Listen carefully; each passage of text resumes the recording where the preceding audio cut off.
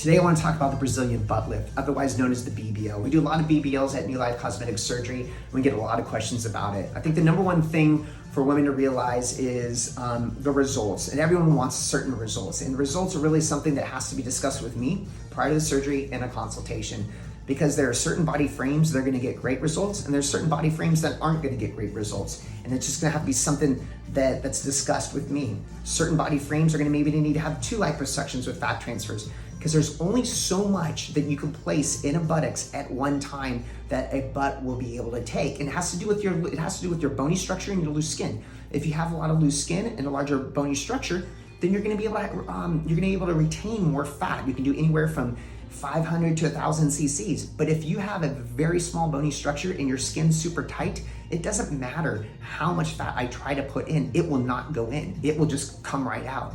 And so that's super, super important to go over the understanding of what your results you can expect.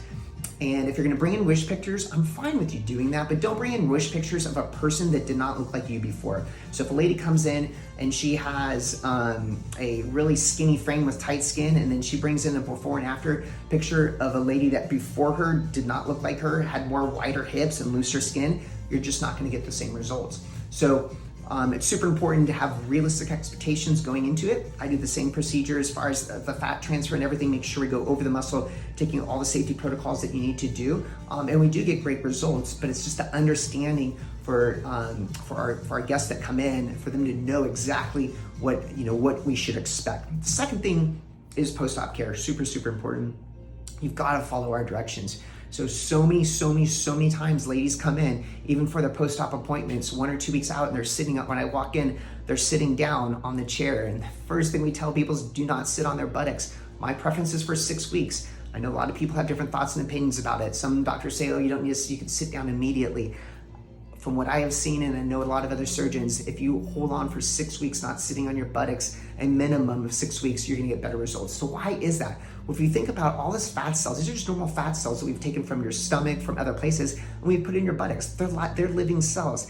If you transplant those living cells that need blood flow, that need oxygen to another place on your body, and you're compressing those cells, and they're getting squished, and the blood flow is getting hindered, and the cells can be dying, you're not going to get in my hands and most people's surgical hands, you're not going to get as good results. So minimum six weeks to be off your buttocks. That means you need to be sleeping on your side, sleeping on your tummy, and if you have other surgeries like a breast aug or something else with it, we'll explain to you how you can maintain that and do that. The second thing is making sure that you eat healthy afterwards, right? And so you don't want to have the surgery and then try to lose 5 or 10 pounds, right? Because it's fat. You try to lose 5 or 10 pounds out of the fat cells that you just had transferred over.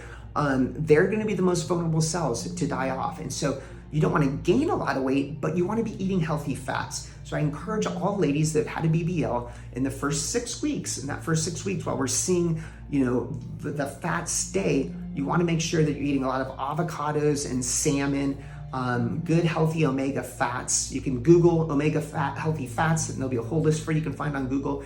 But do be eating healthy omega fats, because those are going to help the fat cells survive and make sure that you keep the roundness that you want. And the last thing is when am I going to know the results that are going to stay? It's generally by 3 months. So generally at the 3-month mark, the results that you have are going to be the results that you're going to live with forever. And the question is will my butt shrink, or will my butt stay the same, or will it get larger after 3 months? Well, it really depends on if you gain weight, right? So if you gain weight, the fat cells that you have, you're not going to get new fat cells when you gain weight. It's just fat cells get larger. So if you gain more weight afterwards, sure, the buttocks is going to get a little larger because those fat cells that were transplanted there are getting larger. If you maintain your weight, it should just stay just like it does. If you increase your gluteal muscles, you might see your buttocks change just because your muscle structures change. And the last thing is if you lose weight, sure, if you don't have a lot of fat on your body, and we're doing like a skinny BBL, and then you lose and then you lose 10 pounds, and most of your fat was in your butt, guess where it's going to come from? It's going to come from your butt. So you'll see the weight loss there. So the best thing to do is just really maintain your normal weight. So get to that goal weight prior to the surgery. Sometimes we'll ask you to gain a little bit more weight if you're super, super skinny. We feel like you need to gain 10 or 15 of healthy pounds. We might say that, but in general, we're not having to do that. It's just maintaining your current weight after the surgery, and then just exercising normally 6 to 8 weeks afterwards.